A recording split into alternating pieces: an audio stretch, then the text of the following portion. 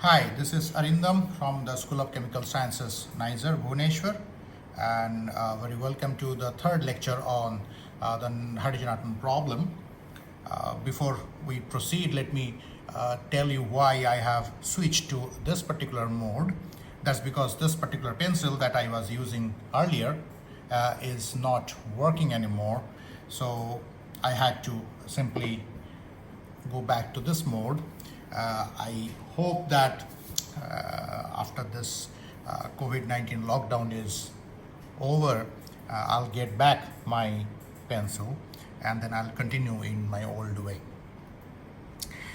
So let's start the lecture 3. In lecture 3, we are supposed to solve the radial equation for the hydrogen atom problem. We know that the wave function for the hydrogen atom problem is split into 3 parts. The psi, which is a function of r, theta, and phi. We know that this is a function of r multiplied by a function of theta multiplied by a function of phi, right? We have already solved these 2 parts in lecture 2 previously, and now we are supposed to solve this solution. We are supposed to get the solution for this capital R. This is the R function, the radial function. We have found out that this particular function depends on the quantum number ml, which can take values from 0, 1, 2, 3, or rather this is the mod of ml, can be 0, 1, 2, 3 all the way to L, and L can take values from 0, 1, 2, etc., etc. So both ml and L takes integer values. The difference is L can take only the positive integer values including 0, where ml can take 0, plus minus 1, plus minus 2, plus minus 3, all the way to plus minus L. So we have got an upper limit for mod ml, and that is the L. We have not got any upper limit for L so far while solving these equations. So this L, so this particular equation, this particular function, theta function, is basically a function of both L and ml. So it's a function of theta, but parametrically it depends on L and ml, whereas this phi is basically a function of phi, but parametrically it depends on ml. So we have already got these. We have got their forms as well in previous lectures, and today we'll be solving for R. So this is the radial equation. We have already obtained this radial equation previously. We have to plug in the form of the VR, the potential for this. Also, we know that the potential here is the Coulombic potential. So this is your nucleus, and this is the electron in an hydrogen atom, and this is the position vector R. So this is the situation, and the Coulomb potential between them is given by V of R is equal to minus of Z E square 4 pi epsilon 0 R. For hydrogen atom, though, the Z is 1. We know that the Z is 1 for hydrogen atom, but I'm just keeping it for the reason that this whole discussion not only applies to hydrogen atom with Z equals 1, but hydrogen-like atoms as well, which has only one single electron in the outermost valence orbit. We are not discussing hydrogen-like atoms here. Maybe later in some lectures I'll be discussing those. But for the timing, let's skip this Z, and then whenever necessary, we'll be putting Z equals 1 to get the actual quantities, actual values of energy, etc. So if we plug in this potential to this equation here, we get the equation in this particular form. So the first part remains same. Quickly write it down, the first part, which doesn't change. And then this part has E, and I'm just plugging this particular plus ZE square 5 R. This is the done, and then R, and the right hand side again remains same. So this is the equation that we need to solve with this potential being plugged in. So what I'll do is that I'll do a little bit of rearranging of the terms so that we get a particular form that I want. Let me do that particular thing. First thing that I'll be doing, I'll be bringing this right hand side part in the left hand side, and then I'll be multiplying this entire equation by minus h cross over 2m. So I'll be multiplying with minus h cross over 2m, and if I do that, we get the following. So this particular thing will be given minus h cross square over 2m, and this entire first part will be there. So 1 over r square d dr and r square d capital R dr. And as I have just multiplied this whole thing by this h cross over 2m, but I have also taken a negative sign, so that negative sign is going to be reflected, and I'm going to do a little bit of shuffling of these terms. So let me write it down. So I write first this h cross over 2m L into L plus 1 over r squared term, this term, which came at the left hand side. Then we have ZE square over 4 pi epsilon 0 r, and then we have this E r is equal to 0. So this is what we have got, right, after doing this. Now if we look at this particular equation, we find that this particular form is quite known to us. We have solved several different problems in this particular form, where we have this minus h cross over 2m, and then this is our kinetic energy operator. This is coming here also, it is coming from the Laplacian, the R part of the Laplacian. And then we have something like this, that okay, you should have a V minus E kind of term. So therefore, this entire thing I call a V effective, which so that it becomes kind of V effective minus E into the wave function and then 0. So this is a typical form of Schrodinger equation that we have encountered before as well. We have minus h cross over 2m, then the kinetic energy operator term, then we have certain V minus E are equal to, or the psi is equal to 0. So here we have two terms. We know this term has coming from this particular part. So this is our Coulomb potential. Now we have another term, and this term is having the name centrifugal potential. The reason it is called centrifugal potential is that if you calculate the force from this particular part of it, we know the force is given by minus of dVdr. Right? So if we just do or if we just calculate the force out of this particular part, you will see that the force here will be acting outwards towards positive R. So this particular force coming out of this potential will be acting this way, whereas potential, the force coming from this particular potential, this is the Coulomb potential. So I know that this is known to us, that the Coulomb attraction between these two, that the force that experienced by electron due to the presence of this positively charged nucleus is in this particular direction. So this is the normal Coulombic force.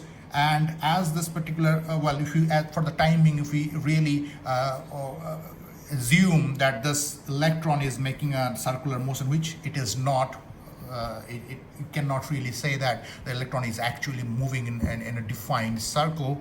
But for the time being, if we simply use the Bohr orbit picture in mind, then this particular force, which is radially outward, is just like a centrifugal force that a rotating object might experience. That is why this name centrifugal potential came. So this is the centrifugal potential and this is the Coulomb potential. But what is important is that the electron is seeing this entire potential as a whole. So the next step would be that we discuss that how this particular potential look like.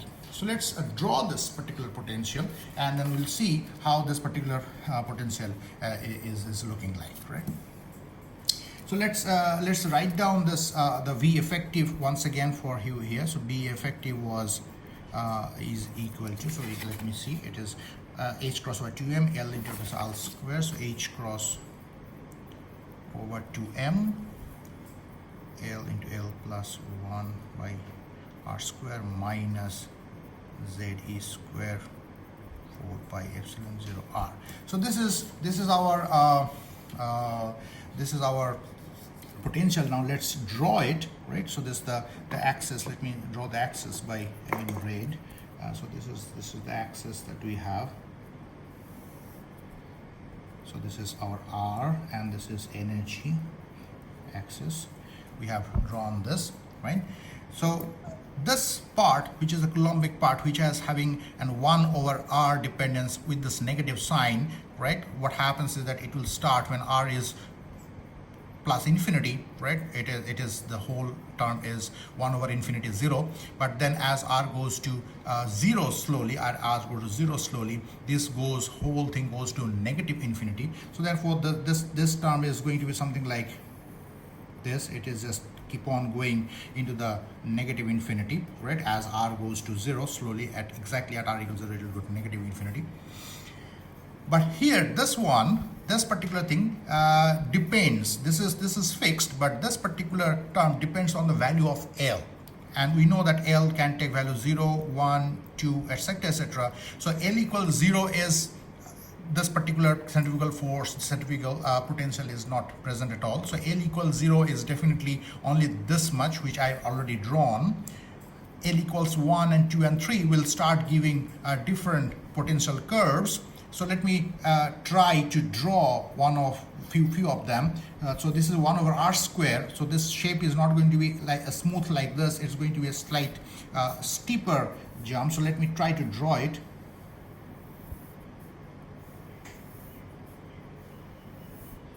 Something like this. So it will, what happens is that it will, as the R goes to infinity, as it is 1 over R square dependence, it will go to positive infinity because of this plus sign here. This is not a negative sign, and it will go to the infinity much steeper, much quicker as it approaches R.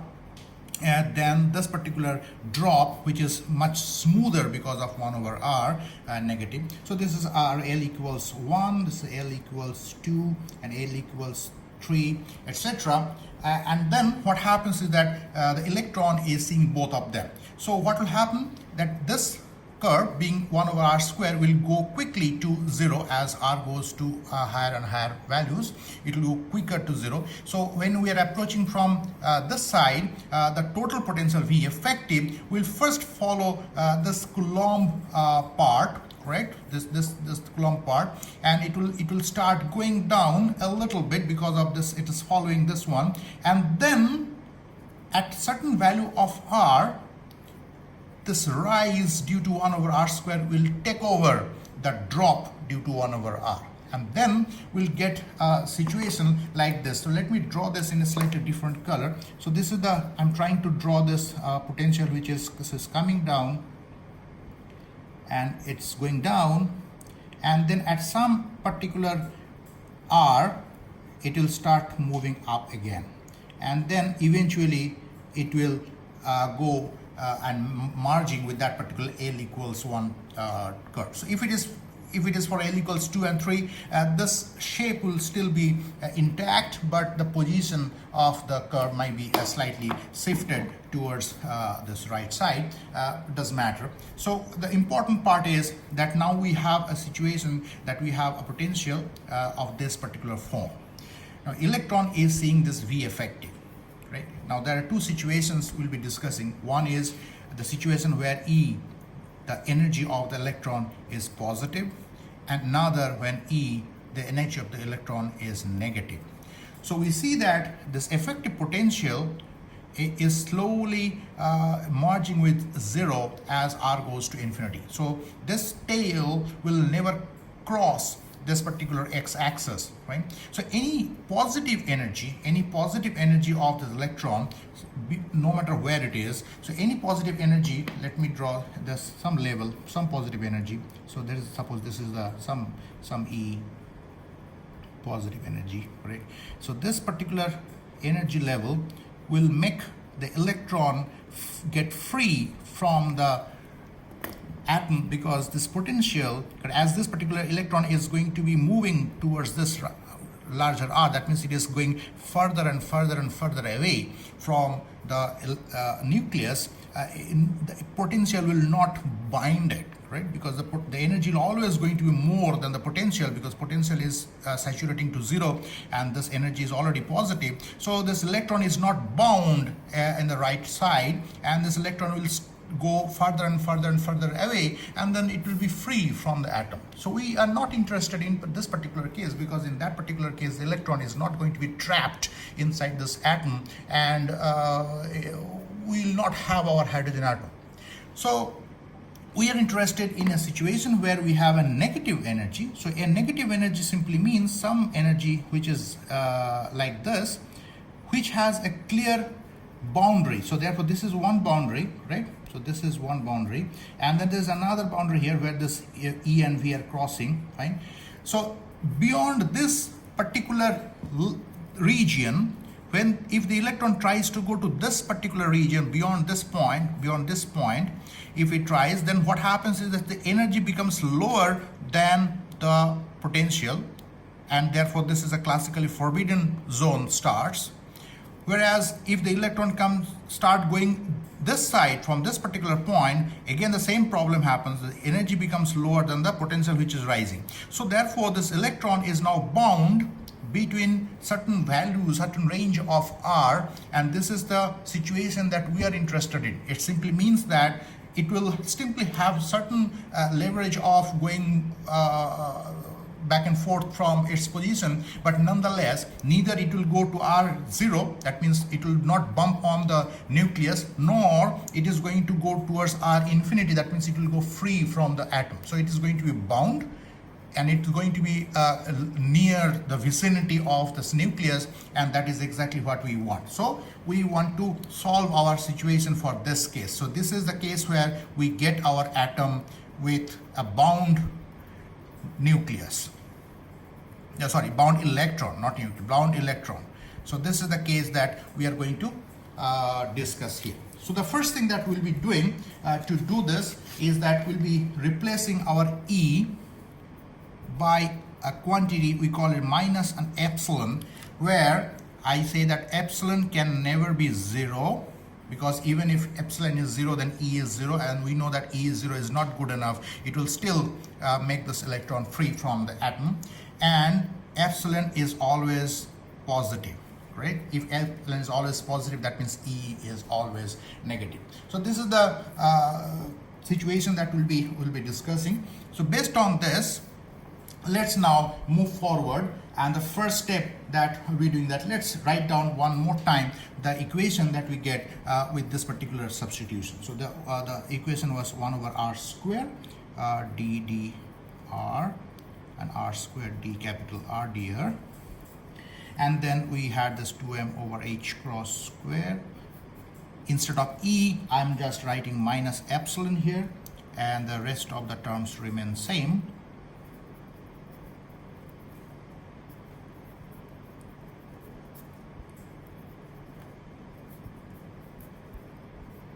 So what I have done is I have brought this h cross over 2m back here with the 2m h cross, because we have already found out our V effective. We have discussed this particular situation. So I brought back it to the original form. The only difference that I only change that I had made is that E becomes minus epsilon.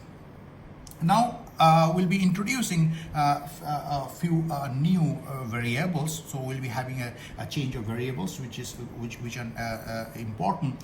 One is that so one is going to be a rho. This is a new variable I'm defining, so I can call it a define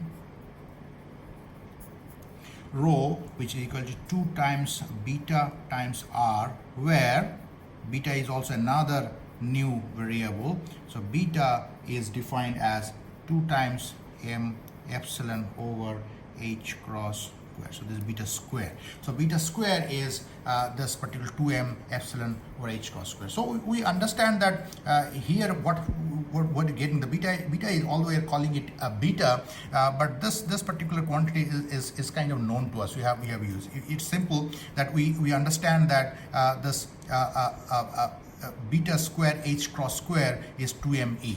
Right, so we understand that this is simply the k that we had used earlier. So h cross k is root over 2me, which is the kinetic energy, correct? So therefore this is equivalent of k. But here the energy is not exactly only the potential energy. It is having certain it's not only the kinetic energy. It has certain potential energy. So we cannot really relate that way. So that is why we are not using the symbol k here, but rather we are using the symbol some beta. Right? But more or less they are similar. So this is one thing. Another thing also we are defining as a gamma, which is defined as mz e square over 4 pi epsilon 0 h and then beta. So this is another variable that we are defining. Before we move forward, it is important that we establish one particular fact, that this gamma is a dimensionless number. It is not very easy to see how this particular thing is a dimensionless number. So let me quickly calculate the dimension of this gamma, because this fact that it's a dimensionless number is going to be used later in the derivation. So better that we do it at this particular moment. So gamma is given this. I can write down this gamma as 1 over 4 pi epsilon 0 separately. And then z is just a simple number, so the dimension will not change by z.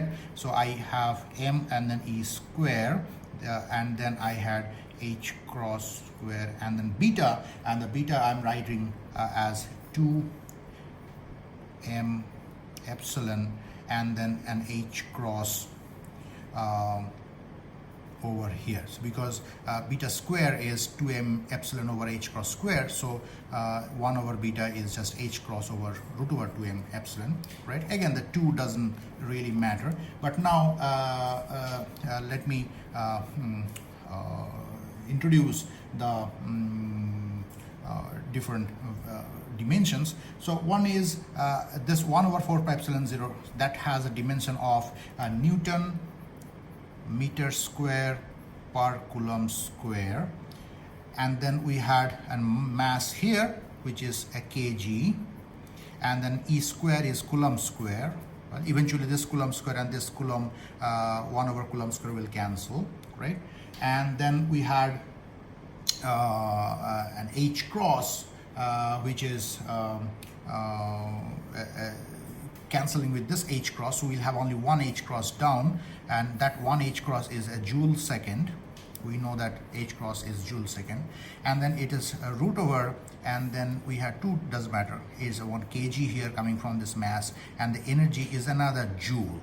So that's epsilon is another joule. So this is the one, and now if we just try to write down the all of these in terms of the meters and kg and second, fine. Then the Newton is kg meter per second square, force, mass and acceleration, and then we had already a meter square. I had already cancelled this. I can cancel this 2, right? So I do not really have to write anything meter square. And then we have 1 kg left here, correct? And then I'll be using this joule.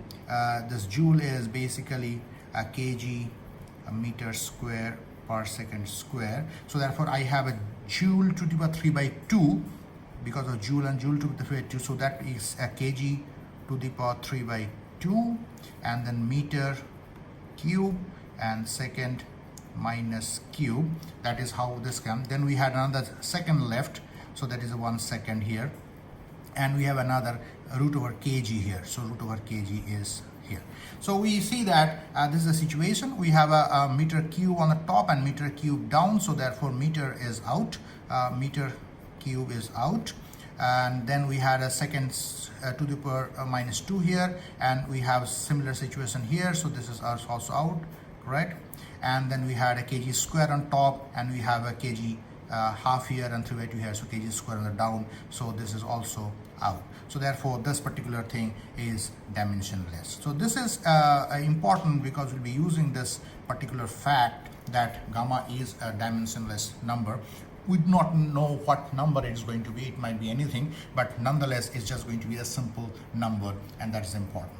So let's go ahead with this particular thing, and then let's see how we can use these variables for transforming this equation into a new equation. Before we proceed, let's define a few, not define exactly, but let's calculate few more terms. For example, this relationship directly gave me a DDR equal to 2 times beta times DD rho. There are a few other things which are not be as obvious as this one. For example, let's try to calculate the term 4 gamma beta square over rho. Right, this term. Now this term will be necessarily gamma is going to be directly coming from here, but let's check what beta square by rho is. So beta square over rho is simply beta square over the rho is 2 times beta times r, so 2 times beta times r, so 1 beta is cancelled, so this is becoming beta over 2 r. So I'll be using this, so therefore this becomes 4 times this gamma is this whole thing, mz e square over 4 pi epsilon 0 h cross square beta,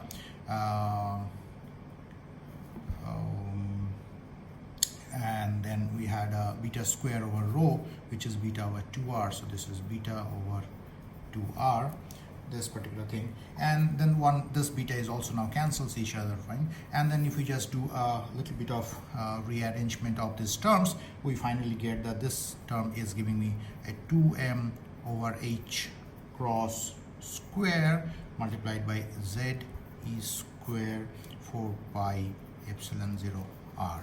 The reason I'm interested in this particular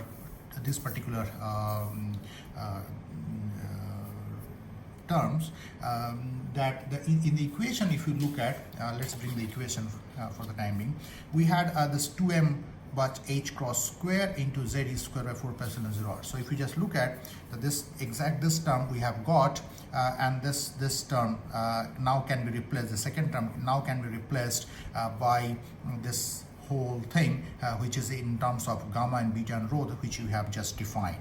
So this is the thing. Another thing that we need to know now need to do is that 1 over r square. So let's see how we can write 1 over r square in terms of this defined new variables, and then we can replace the third term as well here. The first term is easy, so this is minus of 2m epsilon over h cross square, and we have already defined beta square as this one, so there's just going to be a minus of beta square. So this term is easy, and then here we'll be using this 1 over r square again. We have to define this 1 over r square now, so 1 over r square will come both here and here, and also this DDR is directly going to be this portion again, and r square is just going to be the inverse of 1 over r square, and so on. So therefore it is important that we now check what 1 over r square is all about.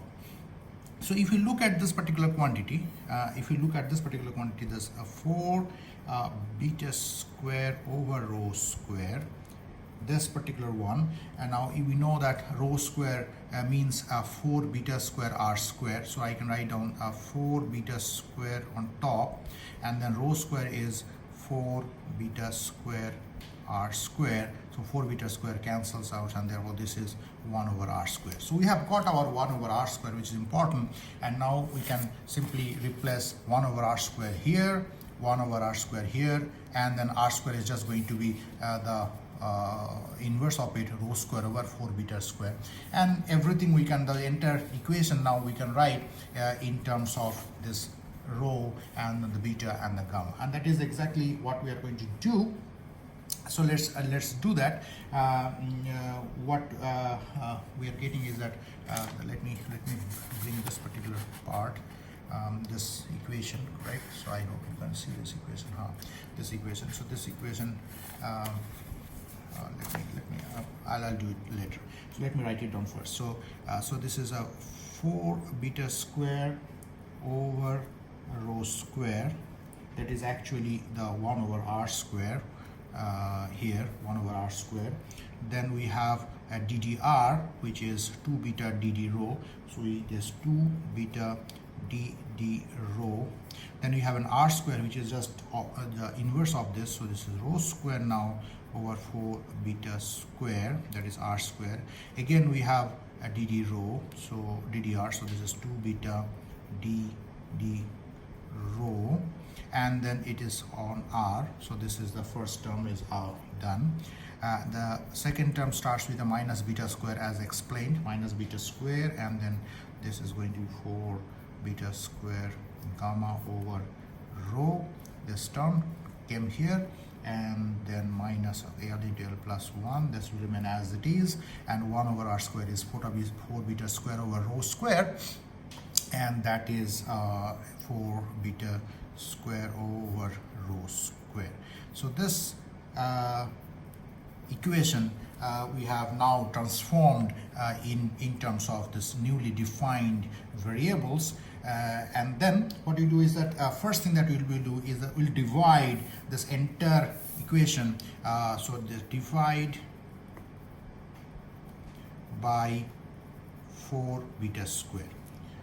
How is it valid to divide by beta square? Can beta be a negative, 0 ever?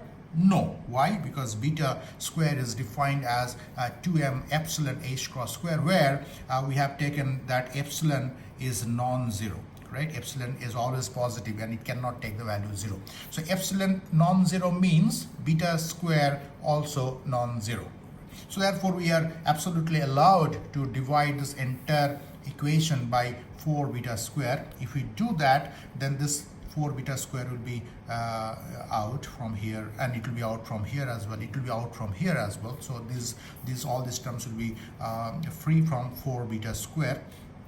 Also, as beta is not a function of r, or rather rho, either way, it is just a constant, right? Because this is defined this way. So I have absolute freedom to take this 2 beta inside of this operator term, because beta is not a function of rho, doesn't matter, it's a constant. So therefore when I take this particular 2 beta inside, this becomes a 4 beta square, and that 4 beta square will cancel with this one. So therefore this is already cancelled. So this and this together, they are already cancelling each other. I'm dividing by 4 beta square, and if I do that, the equation that is going to be in hand is of this particular form. So we have an 1 over rho square and d rho, and then we have rho square dr d rho. If you check, this form is exactly the form that we earlier had with r, right? So the r was having 1 over r square, so this is 1 over rho square, and this particular form exactly came back to the original form. Now just instead of r, we are using the variable rho, and this and the term which is left over here is plus minus of 1 over 4th, because we have divided by 4 beta square. So the beta square is always 1 over 4th remains, a minus of L into L plus 1. I'm writing that first, over rho square. 4 beta square is cancelled, and then we have a gamma by rho, and r is equal to 0. So this is the equation that we have finally obtained, and this is the equation that we have to now solve in terms of this rho. So therefore this r is now a function of, r is a function of rho, right? So therefore we'll be solving this.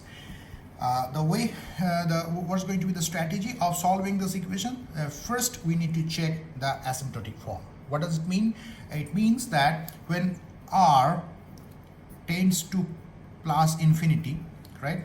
Why it cannot tends to minus infinity? That's because we have defined r to be the position vector for this electron, right? And the value of r, the mod of r, which is what we are calling as r, this mod of r can only take value either 0 or it goes all the way to positive infinity. It cannot go to minus infinity.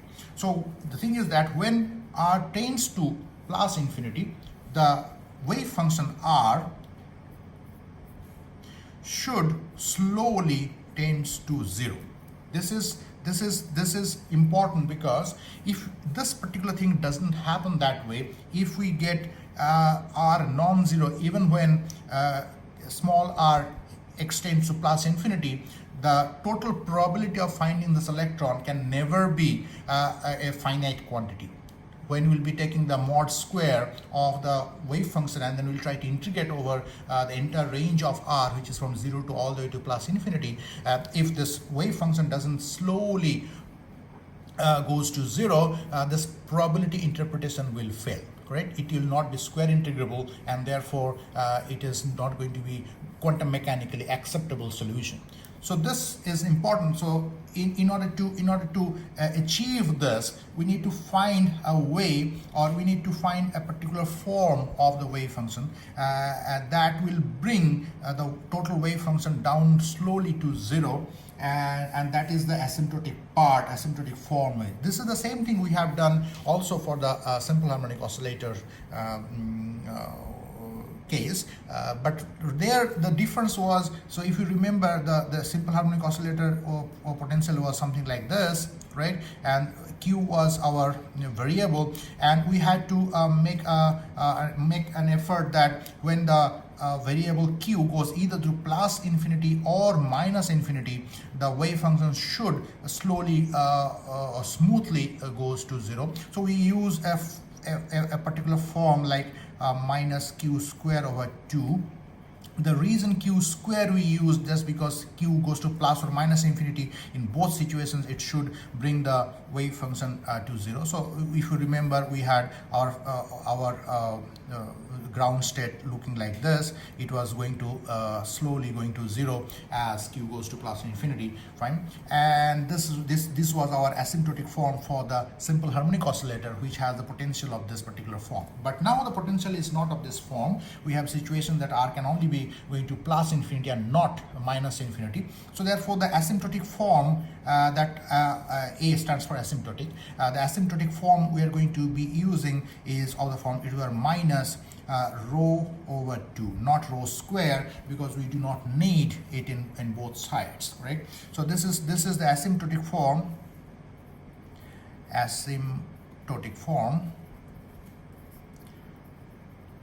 that will be trying. Why I'm calling it we are going to try? That's because it is not just good enough to see that whether this particular function goes slowly to 0 or not, but this function should be a valid solution to this equation as well. It should fit there.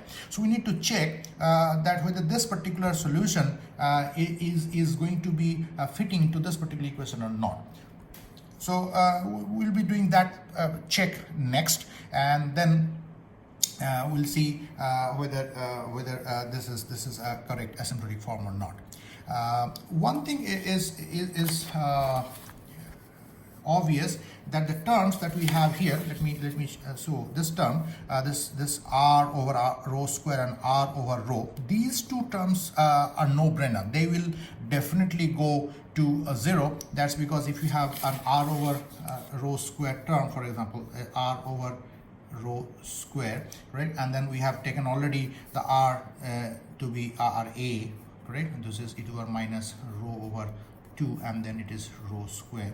Now when rho goes to infinity, plus infinity, right? 1 over rho square also decreases, and this exponential function also decreases. So therefore, this whole thing will definitely goes to 0 without any problem, right? So this particular term r a over rho square or r a over rho, both of them are definitely going to be 0 as rho tends to plus or minus infinity. So therefore, this particular form with this particular type of terms it's no-brainer. So we have to check that whether this particular part along with this 1/4, this particular part really goes to 0 or not. So what we're going to check is that with this asymptotic form, whether we have this particular equation. So 1 over rho square, right? d rho, and then we have rho square d r. Now this has to be r a d rho. This is equal to r a over 4 or not. I just taken it to the right hand side. So this is something that we have to check. We do not need to check for the other these two terms. These two terms will definitely go to 0 by itself. Now this particular thing has to equal to this, then the entire thing will definitely go to 0. So I can start from this. We can calculate these terms. So if I just operate this dd rho on this whole function, we get two terms. So this right hand, the left hand side is giving me d2r d rho 2 plus 2 over rho dr d rho. If we just perform the differential, we will be getting this. Now if we just take the let's for the clarity, we're working on the asymptotic form for the time being. And now just for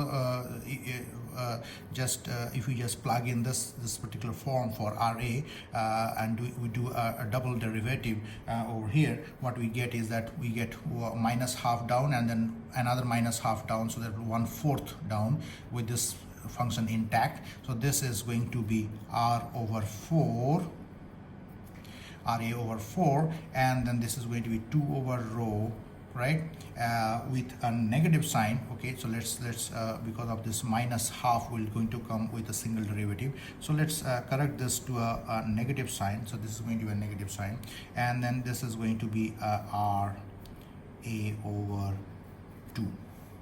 Now this quantity will go to R A over 4 as rho tends to plus infinity, because this 2 over rho, correct, this 2 over rho along with this RA is bringing this particular type of form again. So we have no brainer that when rho goes to plus infinity, RA over rho is going to be 0. So therefore this particular part will be remaining, and that is exactly what we wanted. So therefore we have now verified. So this RA is e to the power minus rho over 2 is verified that this is a possible asymptotic part of the solution. So this part will remain in the solution, but this is not the total solution. The total solution is going to be of the form. So now the total solution, if I am not using any a here, so I'm just using r of rho. So this is going to be this asymptotic part, and then has to be some function f that we don't know yet. We have to find out into rho. So this is going to be the total solution. What does it mean? So when rho is going to be smaller values, close to 0, then this particular function will dominate. Okay? Because when rho tends to 0, then this asymptotic part is 1. So when rho will tend to 0, then r rho will actually tend to the f of rho, because this asymptotic part will approach to 1. This is approach to 1. So this, but then when r will tend to plus infinity, right, then this particular exponential decaying function should work over this f. It should dominate over this f, and it should bring down this r to 0 as rho goes to plus infinity. That's the plan. So this is the plan. Now what we have to do is that we have to find this f. and we check what f we can get from the original equation. So how will we do this? We simply have to substitute this entire form into the original equation. The original equation once again was this, the original equation. So this is the original equation that we had. So what you have to do is that instead of this r, correct, we will be now giving or we'll be putting this particular value, that this r is now going to be replaced by some e to the power minus rho over 2 multiplied by f of rho. Right? This is what we are going to do, and then we'll see what happens out of this particular equation. So let's do that. We plug in this entire thing, and then we write down the equation as 1 over rho square. This is remaining same, d rho, and you have a rho square, and you have a d rho of this entire thing, f e to the power minus rho over 2. This was our r, and then we have minus 1 over 4, that is unchanged, minus l into l plus 1 rho square plus gamma over rho, and then we have f e to the power minus rho over 2 is equal to 0. So this is the equation that we have got, and now let's calculate let's solve this equation to get the f. So once we solve this equation, we'll be getting f, and then the idea is simple. Along with this f plugged in here, with already the asymptotic form that we have already obtained, the total solution r is going to be obtained, and then along with the theta function and the phi function, we multiply all three together to finally get the space part of the Hardy-Newton problem. So before we do this, we have to calculate few terms. For example, a dd rho of this whole thing, or rather the d2 rho of this whole thing, because definitely in this particular case we'll have a double derivative of this whole part with respect to rho. So let's calculate those things, and then we'll be proceeding forward. So let me calculate first the single derivative. So dd rho, right, and we have f rho 2. This will definitely give you minus rho over 2 df d rho minus half rho over 2f. That is coming from the first one, coming from the one term, another coming with another term, and I can write it down in this way as well, slightly compact one. If I take the dd, the e to the power rho by 2 out, half f and the minus rho by 2, and then we have to do a double derivative. So let's call this equation as equation x. I'll be using this letter, and we can now do a double derivative, do rho 2 of this f e to the power minus rho over 2, and if we have to simply do a double derivative of another derivative of this whole thing, and I'm just skipping the steps, and then I'm writing the value that we'll be getting. It's simple. You have to simply derive do the derivatives. D rho 2 minus df over d rho plus f over 4 e to the power minus rho over 2. So this is our equation y. So now we have got these two equations, and then if I now use these two in the original term, so this original term actually can be written down. Let me write down this original term in split form. So if I just calculate this, this is coming d2 d rho 2 of this whole e to the power minus rho over 2. This is 1, and then I get a 2 over rho when I coming from this 2 over rho, and then this dd rho of f e to the power minus rho over 2 remains intact. So therefore this single term, the first term, gives me two terms, a second derivative of this term, and the first derivative with the 2 over rho. And we have already calculated these two, right? We have already calculated these two things, so I'm just plugging them. So therefore the first term becomes equal to this. So the first term will take this particular form. So it is going to be equal to d2 f d rho 2 minus d f d rho plus f over 4. That is coming from here, and then I have a 2 over rho multiplied to this whole thing, so I get a 2 over rho here. So you have a 2 over rho df d rho, and already I had half, so it is just going to be 1 over rho into f, correct, this whole thing here, and then our outside you have e to the minus rho. So this is just the first term. I have not introduced the other terms as of now.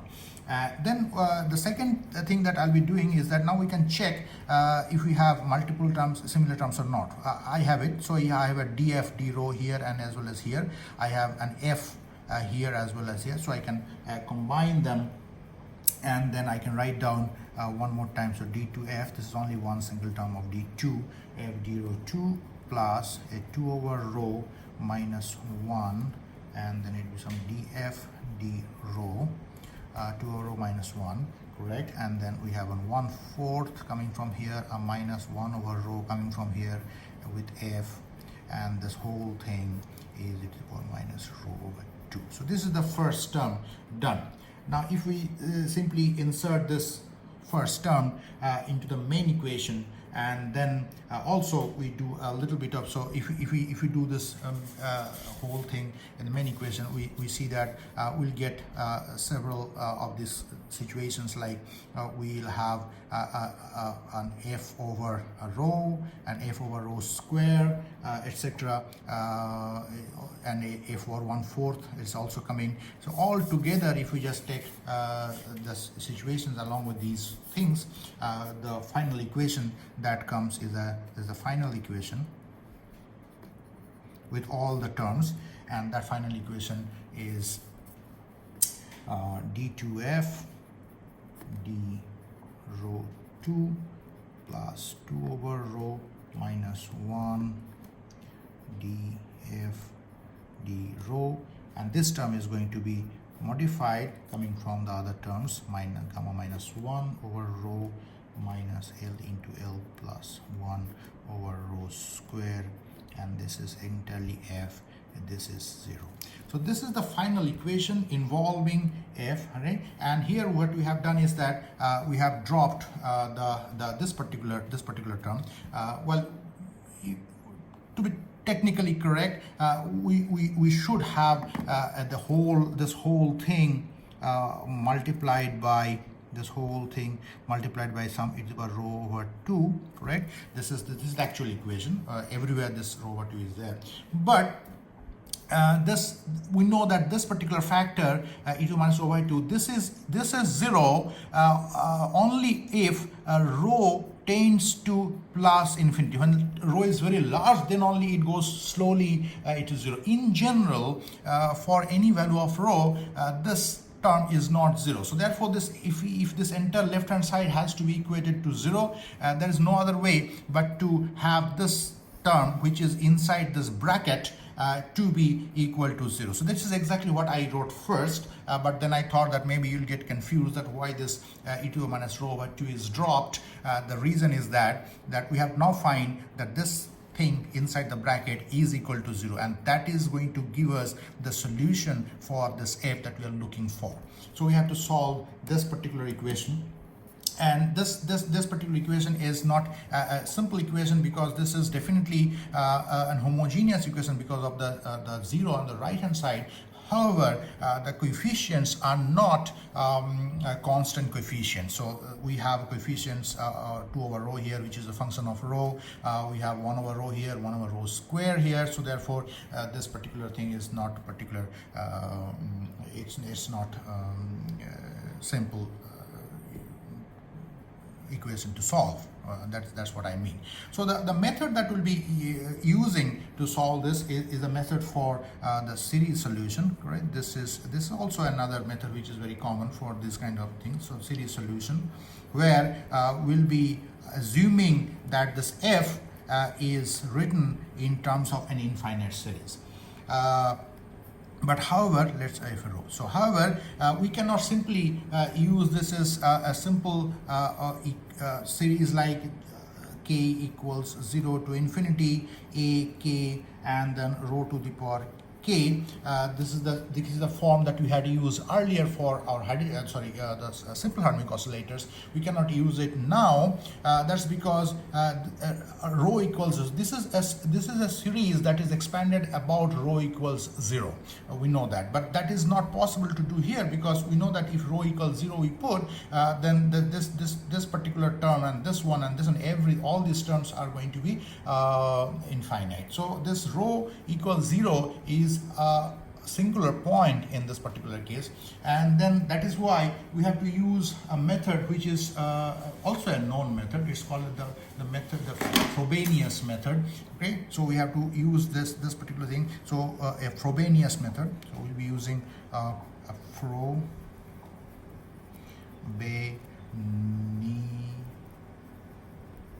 So that is the name of the mathematician who found this particular method of solving differential equation, Frobenius method. And the way it is done is that we have to multiply a term which is rho to the power s here with the condition that a0 is not 0, number one, and s is either 0 or positive. S cannot take a negative value. So this is the Frobenius method. So we'll be using this series as f, and then we'll plug in this particular whole series in here, and then we'll see how we can proceed further. So this is the form of our f now. I have taken this rho to the power s, which was earlier outside, now inside. So that is becoming rho to the power s plus k. This is the actual equation that we have to put the value of f here. Now we have a double derivative here, we have a single derivative here. So I have done those two. The single derivative gives this particular form. The double derivative has this s plus k minus 1, etc. coming down, and then the power here is s plus k minus 2 because of the double derivative, and then s plus k minus 1.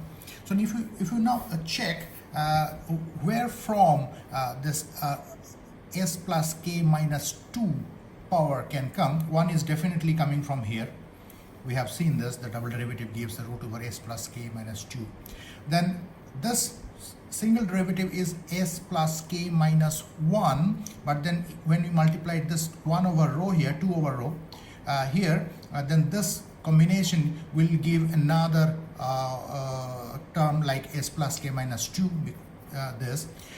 And also f is s plus k, but then 1 over rho square will give ultimately an s plus k minus 2. So for example, if we just for the demonstration purpose, if I combine all the terms that is coming with this global factor of ak rho to the power s plus k minus 2, let's see what happens. So here we had from here we get s plus k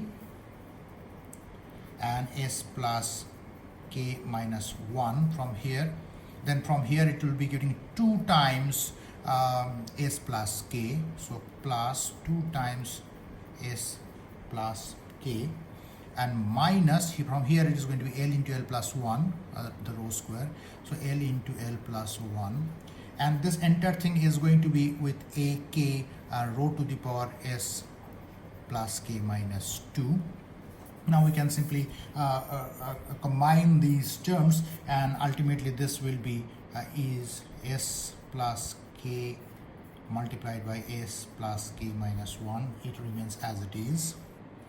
So yeah, this term can be now taken inside, so therefore this is going to be a plus 1. So this plus 2 is plus 1, and minus l into l plus 1, and this is ak rho to the power s plus k minus 2. Similarly, we can find the terms that are coming from this one. For example, this 1 multiplied by this will give an s plus k minus 1 term.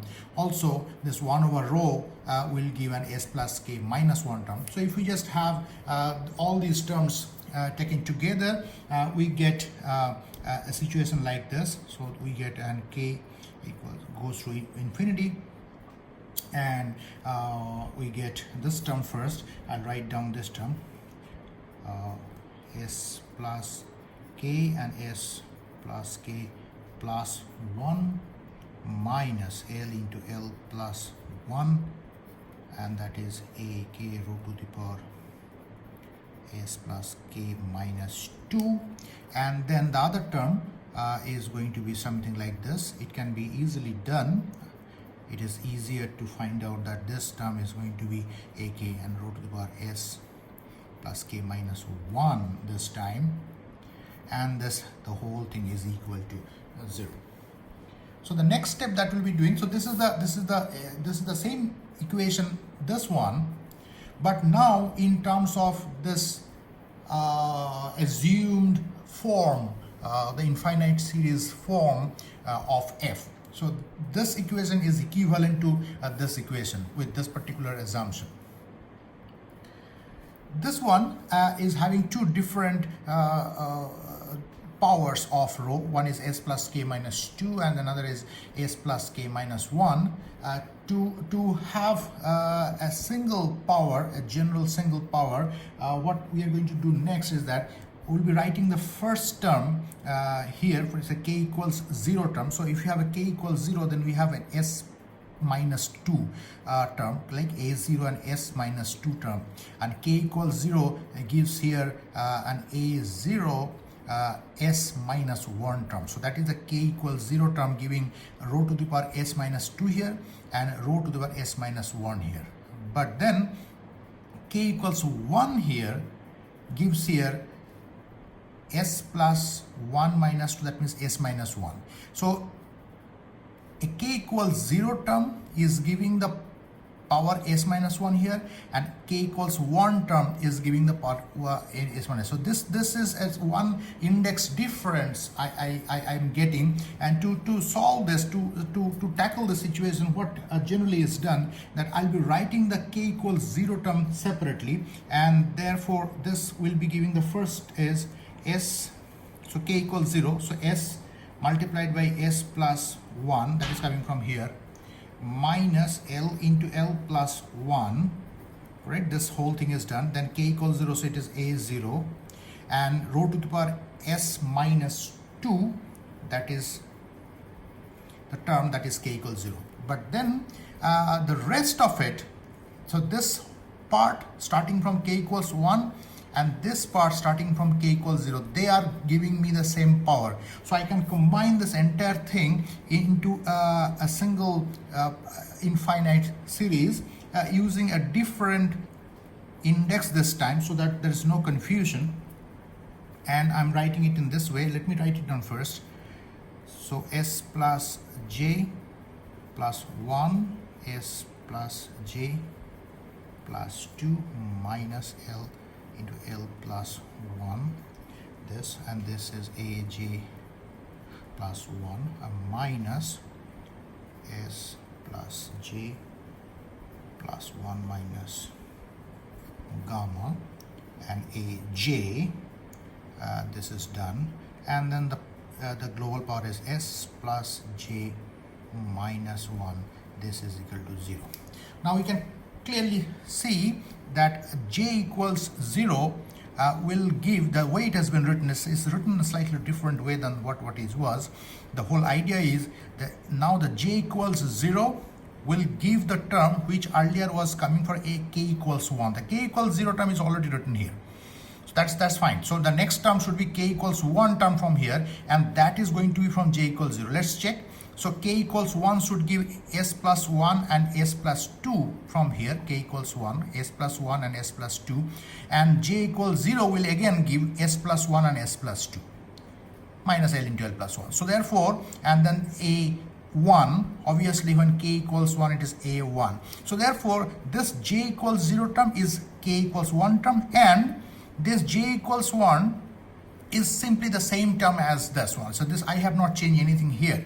I simply replace the k by j. So therefore, this particular disparity, that the k equals 1 term and k equals 0 term, these two are matching, are combined here, and the extra term has been taken over here.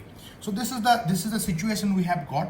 Now obviously if we have to have this entire thing equal to 0 for any general value, so we cannot take any particular value of this. So this has to be true for a general value of, or any value of rho. And that is the next thing that we have to check, that how it is possible. The only way it is possible is that this particular coefficient that we are having, this coefficient should be 0. Also this coefficient for this power root over s plus j minus 1, this coefficient which is inside this curly bracket, this coefficient also should be 0. Now when these coefficients are 0, then only for any particular general value of rho this whole thing can be 0. So that is the two things that we'll be doing next. One, that will be putting this is equal to 0. That is the number one. That will give us the initial equation. That's called initial equation, which will give the value for s. If you remember, we started from some rho to the power s, and we didn't know what this s is all about. But that is the one. It will be going to give us the value of s, and here we'll get the using that particular s, we'll be giving our recurrence relation from here. So this particular coefficient which is inside this curly bracket is also going to be equated to 0. So once we'll do this, then we'll be getting our initial equation and our recurrence relationship. So let's do those things, and then let's see what we get. So first thing we get is s into s plus 1 minus L into L plus 1. This is equal to 0. So this is the first thing. So here this is coming directly from here. S into s plus 1 minus L into L plus 1 is equal to 0. So this is coming from here. So this gives us the initial equation. This is called initial equation. This gives me the value of s. So this, if we solve, we get two roots. One is s is equal to L. Obviously, if s equal to L, then it becomes L into L plus 1 minus L into L plus 1. That is 0 for any L. Also, another solution, s is equal to minus of L plus 1. This also will give the same this is also another solution. But this solution will discard this solution, because we know that L can take values like 0, 1, 2, 3, etc., etc. Right? It will never take a negative integer value. If 0 takes positive integer value, then L plus 1 with a global negative, that will make S negative. But we have already assumed that S is either 0 or positive. So therefore, this particular solution is discarded. This is a wrong solution, although it is coming out of this initial equation, but this doesn't fit to our assumption. So therefore we discard this and we'll keep this particular equation. So this is our value of s that we get. So s is equal to L. And then if I now use that particular fact that s is equal to L, and then we take this entire thing inside this bracket, right, to be 0, then we simply get that aj plus 1 and aj is connected in this recurrence relationship, and that particular thing is like this. So just a minute. So we are getting s equal to L, and then we'll be using this s equal to L thing in this particular equation, that this whole thing is equal to 0, and then we'll be getting our recurrence relationship, and that recurrence relationship is given by aj plus 1 is equal to, then this is the whole part, s plus j plus 1 minus gamma. Well, I'm writing it with the value s here because it is written in terms of s. It will be easier to follow, but we already know that the value of s is going to be L. I'll be putting it in next step, and then we have s plus j plus 1 and s plus j plus 2 minus L into L plus 1 and aj.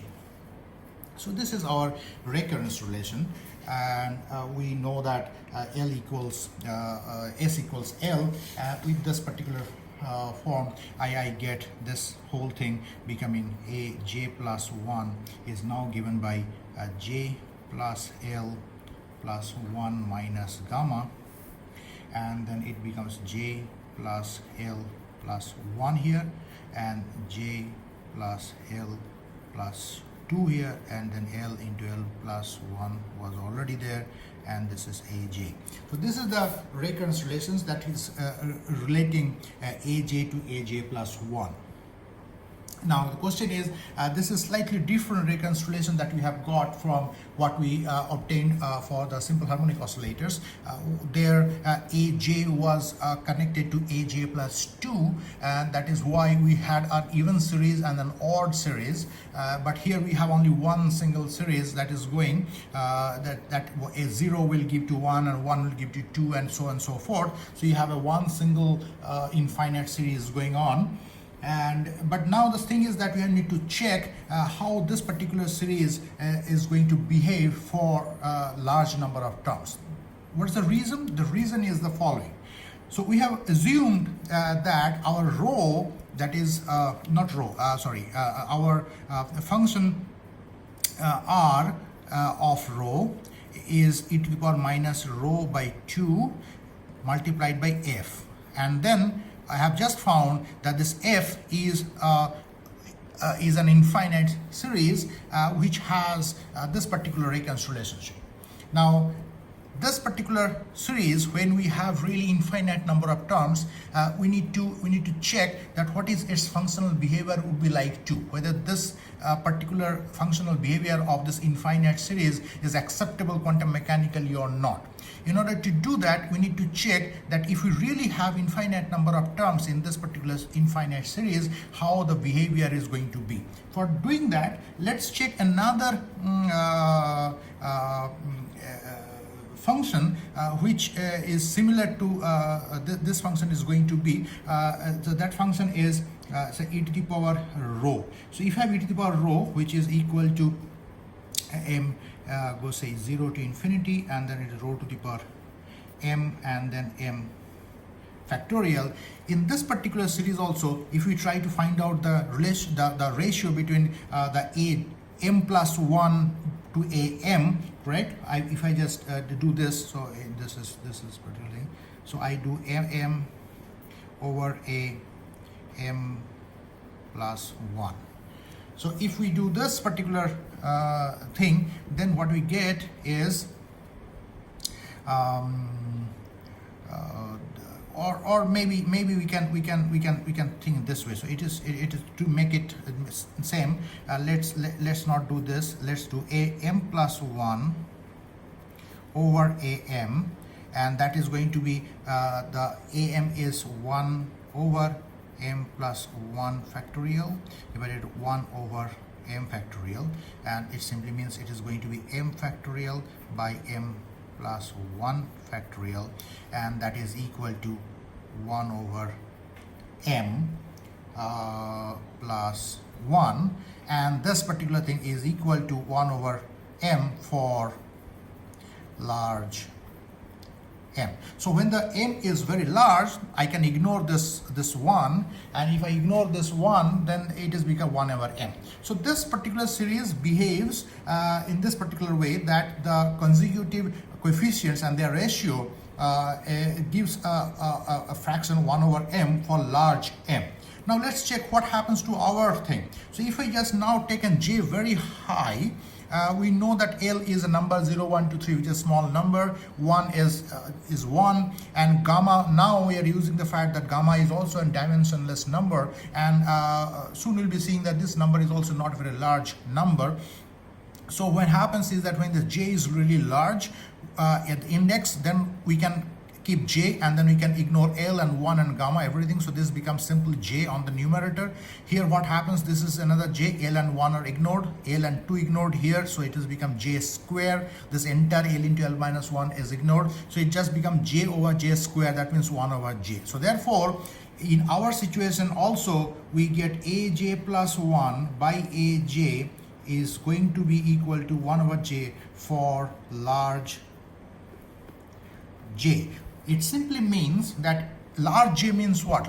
This j is an index. So large j means we have many number of terms, a large number of terms. So if we have a large number of terms, then this particular function, this particular infinite series will start behaving like this particular function e to the power rho, because this particular similar situation that we are having, that for large index, the consecutive ratio, the ratio of the constants, ratio of the coefficients are going to be similar behaving. So therefore this is going to be behaving like e to the power rho if we have really large number of terms. That means the infinite series ultimately is going to represent this function. That's a problem, because you have the asymptotic part e to the minus rho over 2, and now if you have e to the power rho, so this is going to be e to the power plus rho over 2 now, multiplication of these two, and this is going to be going to infinity when rho tends to infinity. Correct? So the whole purpose of this asymptotic part, correct, this is the RA we had done, asymptotic part. The whole purpose of this asymptotic part was to ensure that this R becomes smoothly goes to 0, it becomes slowly goes to 0 when this rho becomes plus infinity, the rho extends to plus infinity. That means when the electron goes far away from the nucleus. But that is not going to happen if we have this particular F being this particular series represented by this recurrence relationship, and if this F are really having large number of terms. So what's the way out? One way out is that maybe whatever we have done so far are all wrong, right? This is not the correct F, this is not the correct situation. Or maybe we have not done anything wrong, because we are following the proper differential equations strategies, and then we have got this differential equations from the quantum mechanical equations. So then the only thing is that maybe this F will not have a large number of terms. This number of terms are going to be only finite number of terms.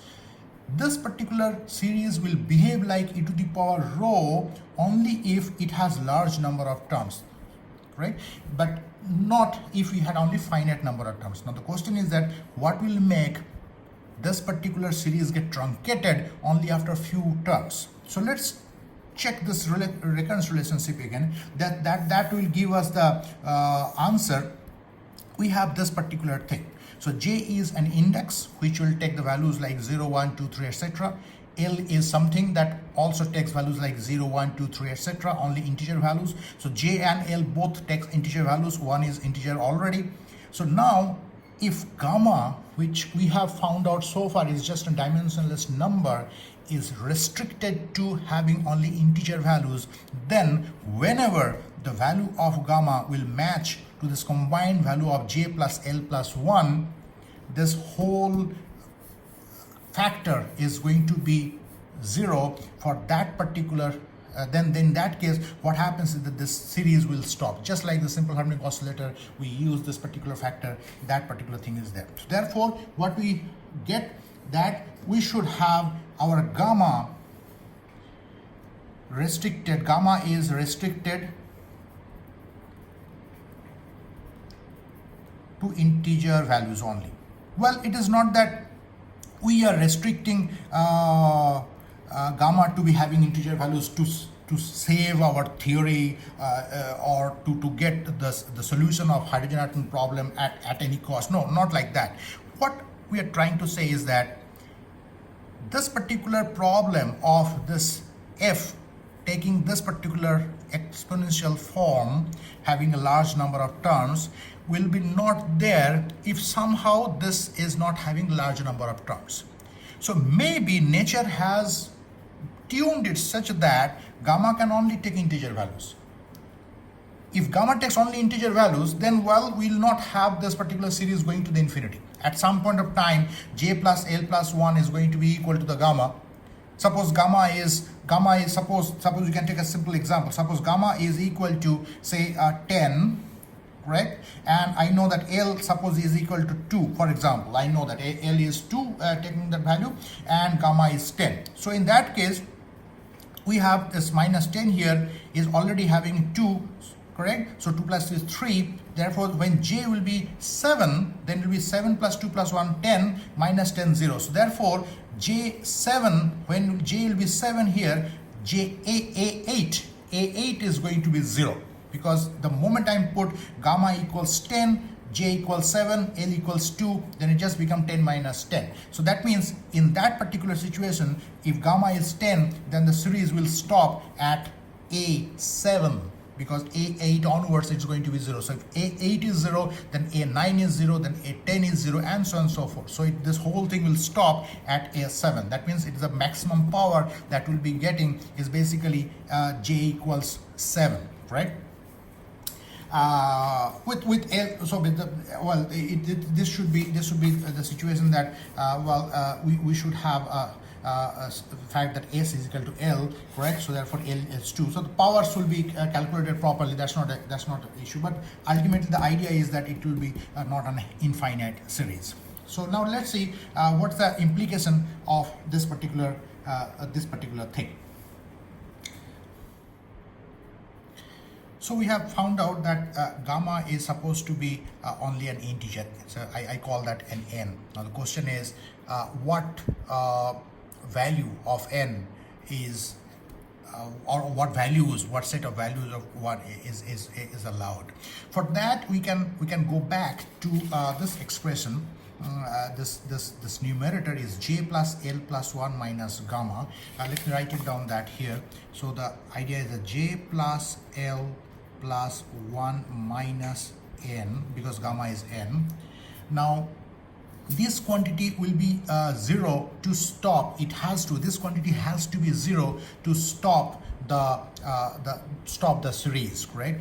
So for any particular value of n, first this quantity is going to be smaller than n, and then slowly as we are increasing the index j, this quantity for a given L, obviously for a given n and for a given n, as we are starting to increase the value of j from 0, 1 to etc. At some point of time, this entire quantity is going to be equal to this, and then it will stop.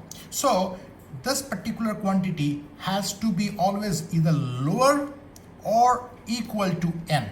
So therefore the question is that this particular relationship has to be made always. So this quantity is always either lower than or equal to n.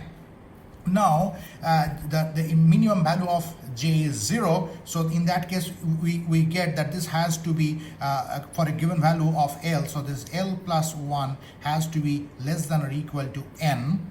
Right, so that means, and the lowest value of L is 0. So therefore this we have already put this is equal to 0. Now if I put this is equal to 0, then we get the range of n, that n has to be always greater than or equal to 1. Correct? So this is therefore n is an integer that starts from 1. In other words, I can take this particular thing this side. So this way I can say that L has to be less than or equal to n minus 1. If I take this 1 this side, then L becomes equal to n minus 1. So two things we are getting exactly from here. Otherwise, you can think that otherwise the series will not be stopped. The series will keep on going. So we need three things. One, the gamma has to be an integer. We call it n. The condition that has to be fulfilled is that j plus L plus 1 should be first lower than n, and then as I'm increasing j from 0 to 1, 2, 3, 4, etc., ultimately this is going to be equal to n at some point of time, and then the series will stop. The maximum value of j that we can reach is going to be the maximum power, not exactly maximum power, is going to be the coefficient, correct? And then that directly gives, as j, the minimum value of j is 0, in that particular case it is going to be just L plus 1, it has to be less than n, and as L can also take the value 0, it starts from 0, so therefore n has to start from 1 onwards. So therefore we get the thing that n will take values like 1, 2, 3, etc., there is no limit to this. L can only go up to n minus 1, depending upon whatever the value that n takes. So L goes from all the way to 0, 1, 2, all the way to n minus 1. And we know that ML, earlier we get that ML takes the value all the way from L minus L to minus L plus 1, all the way to 0, 1, and then L.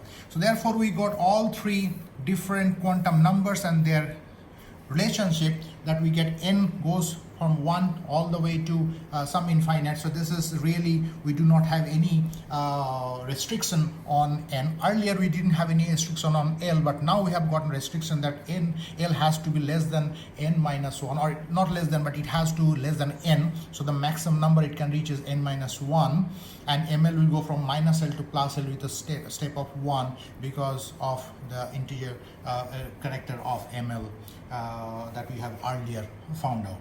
So this is the situation that we have got. And now let's see what's the direct implication of this particular thing. Now, given that gamma is equal to n, and the fact that E has been given as an epsilon, right? Now epsilon is related to a beta square, and we can write it down that way. So this is just minus coming from here, beta square and then h bar square over 2m. So this is the relationship, right? It was a 2m epsilon over h cross square is a beta square. So from there it is coming this. And now we can plug in the value of beta square that is connected to gamma, right? And then we can write down this is equal to minus, again minus is coming directly from here. I'm just replacing the beta square, and that is m square z square e to the power 4 and 4 pi epsilon 0 whole square h bar to the power 4, and it is gamma square, and this is h cross over 2m. So what we have done is that we have written down this particular, let me try to find out the relationship that we defined earlier, this thing. So this is the relationship that we had. So therefore beta square, I am using the beta square directly here. So minus epsilon is just beta square h cross square by 2m. That is exactly what I have done. Minus came from here. And then next step, the beta square, it came from here. So beta goes here, gamma comes down there. And then if you take a square, then it becomes m square z square e to the power 4 pi epsilon 0 whole square h cross to the power 4, and then gamma comes down, so gamma square, because beta square it is, correct? Beta square it is, so this gamma square. And now this h cross over 2m is as it is. So therefore we have got this situation, and then we know that now gamma takes the value integer n that starts from 1 all the way it goes infinity. So the next step that I'll be doing is this is equal to a minus of m. So this is m square, and this m is now 1 is cancelled, so therefore it's become m, and z square remains as it is, e to the power 4 also remains as it is, and then we have 4 pi epsilon 0 whole square, and then we have a 2 that is coming from here. So this 2, let's write it down here, and then h bar square, and then it is 1 over gamma square that I'm writing 1 over n square. And n is, we know that it starts from 1, 2, and it goes all the way to infinity. So these are our E. So I can call this particular quantity as our En, because this depends on this index n. So this is our n. So this is the nth level energy, and this expression is exactly the same expression that the Bohr's theory also predicted. The Bohr's theory predicted exactly this form, and therefore you just plug in different values of 1, 2, 3, and then we will be getting all these energy values. Now the question is that if Bohr had already obtained this particular expression without going into this the laborious and long derivations of Schrodinger equation, then why did we do this entire thing? What's the necessity of solving Schrodinger equations if a simple Bohr's theory can predict the same energy expression for a hydrogen atom?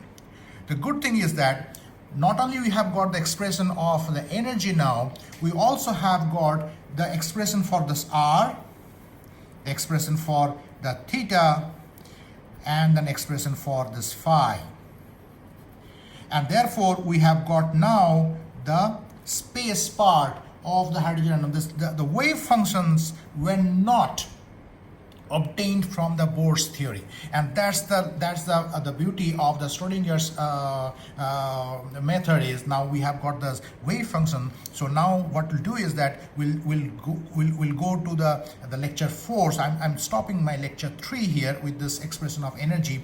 In lecture 4 we'll be talking more about these wave functions. We'll be squaring them to get the probability density, and then we try to find out the different locations where the electrons are more probable to be found, different locations where the electrons will mostly be missed, and those will give us the different atomic orbitals and so on and so forth. So that is for lecture 4. So let's end lecture 3 here, and we'll continue to lecture 4 with the wave functions, and particularly the modulus squares of them, which will give us the probability description, the probability densities, and the the orbital, the atomic orbitals of the hydrogen atom.